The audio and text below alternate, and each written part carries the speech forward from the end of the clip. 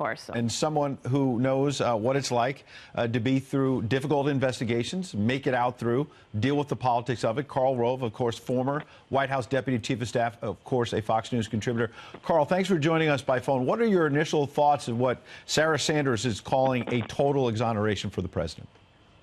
Well, I'm not certain I'd say it's total, but clearly on the issue of Trump campaign collusion with Russian interference in the election, total victory there.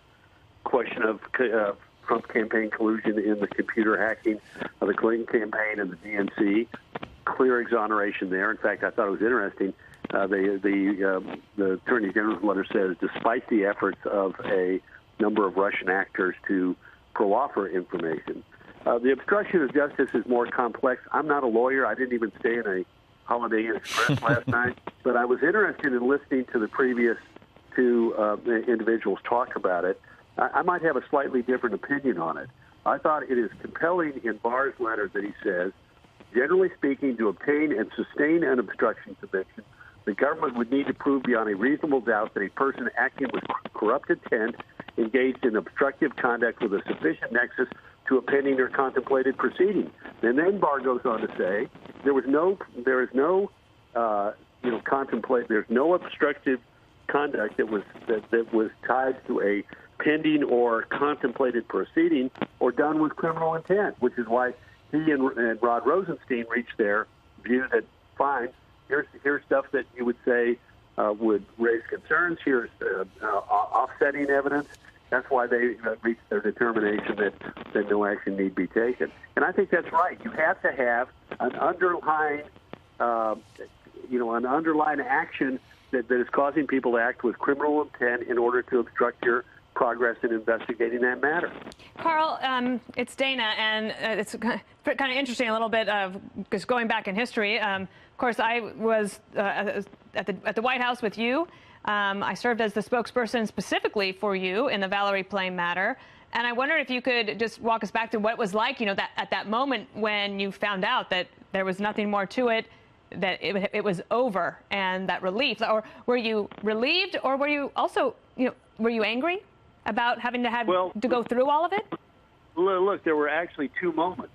There was the moment when my lawyer called me and said, they have, this all boils down to a question of if I couldn't remember a particular phone call, why did I later ask my staff to go find if I'd ever had a contact with Matt Cooper of Time Magazine? It was all because my lawyer had heard a rumor from a Time Magazine reporter that I had had such a conversation.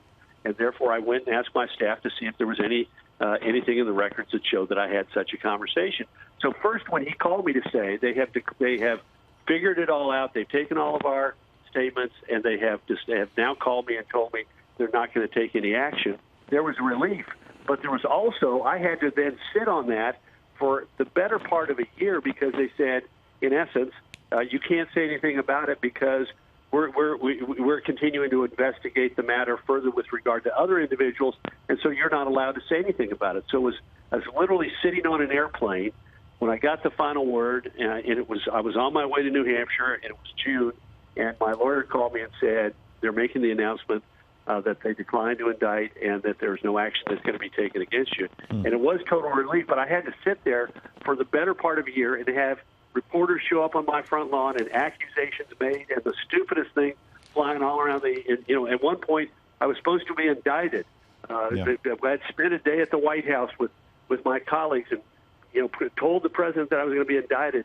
And nothing like that happened at all. In fact, they called my attorney and they said, we understand you've been spent all day with the special prosecutor. And he said, I took my cat to the veterinarian, and they literally called his vet to find out if that was accurate. It was so. I just remember the frustration and the anger, and also because it is a secret process, you're not allowed to talk about it. And Karl, it's so good to have you on the phone with us. Thank you so much for calling in with your expertise and historical background. I'm sure we'll be talking to you again very soon. Thank you. Great. Thank you.